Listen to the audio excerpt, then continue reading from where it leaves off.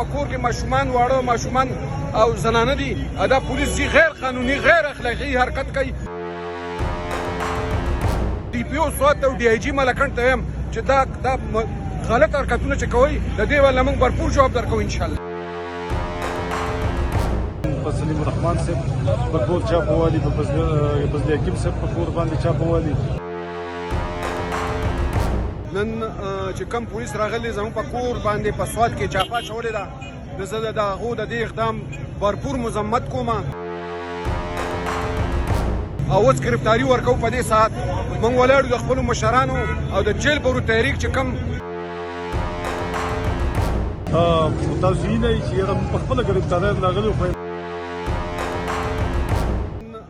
کم پولیس راغلي زموږ په کور باندې په سوات کې چاپه چولې ده زه د هغو د دې اقدام भरपूर مذمت کوم.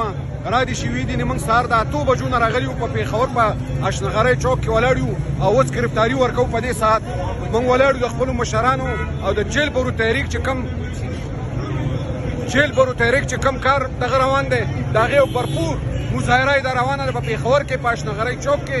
موږ د سهار نه راغلي په کور کې ماشومان واړه ماشومان او زنانه دي دا پولیس جی غیر قانوني غیر اخلاقي حرکت کوي. زه د دې भरपूर مذمت کوم او ډي پي او سوات او ډي آی جي ملکن ته وایم چې دا غلط حرکتونه چې کوي د دې ول موږ भरपूर جواب درکوو ان شاء الله. بسم الله الرحمن الرحیم.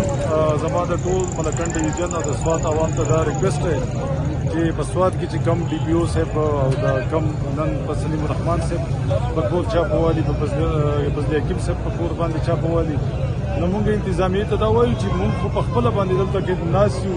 زموږ ټول ام پي ایز ام ان ایز سلیم الرحمن صاحب په پېښور سنټر جیل مخې ته موږ ولاړ یو. دا د جیل دا تاسو وینئ چې په خپله ګرفتاري راغلي خو امپورټډ حکومت صوبایي حکومت او انتظامیه موږ نشي ګرفتارولی. د دغې وجې نه موږ دا وایو چې څونه کارکنان دي د پي ټي آی خصوصا د سوات او د ملکن ډویژن او خصوصا د سوات هغه د سی ایم صاحب محمود خان مراد سعید صاحب او د نورو مشرانو د کال انتظار کوي چې کله ان شاء الله هغوی کال وکړي نو موږ ملکن ډویژن کې به ګرفتاریانې ورکوو او د هغې پورې ان شاء الله دا نن تاسو ګورئ په پېښور کې دا مومنټ شروع دی او ان شاء الله دا امپورټډ حکومت بس غلو مهرباني.